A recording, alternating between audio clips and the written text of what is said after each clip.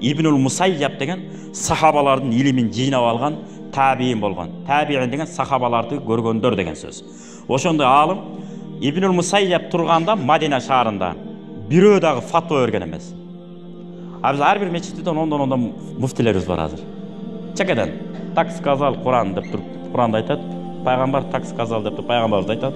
Уруп кете берет. Ал мансухпу, насихпи, кайсы хадистен кайсы хадис маанисин толуктайт, кайсы хадистин үчүн кайсы хадис жокко чыгарат, аларга маани бербейт.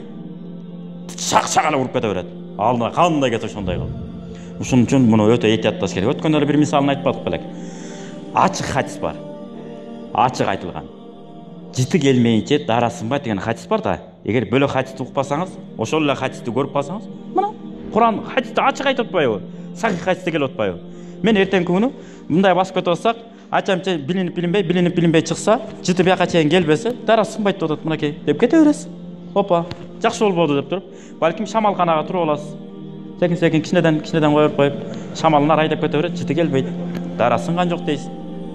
Себеби хадисти түздөн түз окуп алгандыктан. А болбосо ал хадис эмне себептен түшкөн? Васваса деп коет. Азгырыкка түшүп калган адамдарга үчүн түшкөн.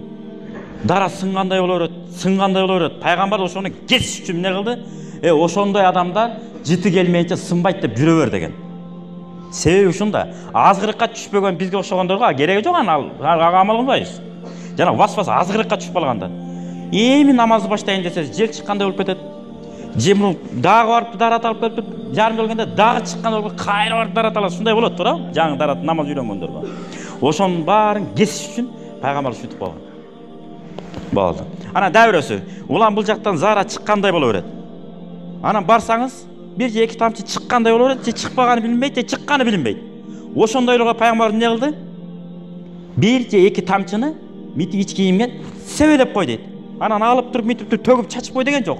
Бир эки тамчыны митип туруп себелеп кой. Ошол зарадан бул жа экөө окшошуп калсын деген.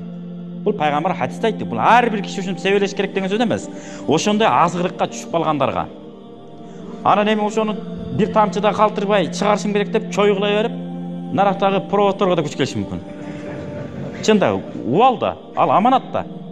Ошондуктан жөн эле кургактап коюп, ташчылап кургактап да коюп. Анан кийин болду, секин чыгып алып, дарат, үстүңкү даратты алып алып, секин намазга кире бересиз.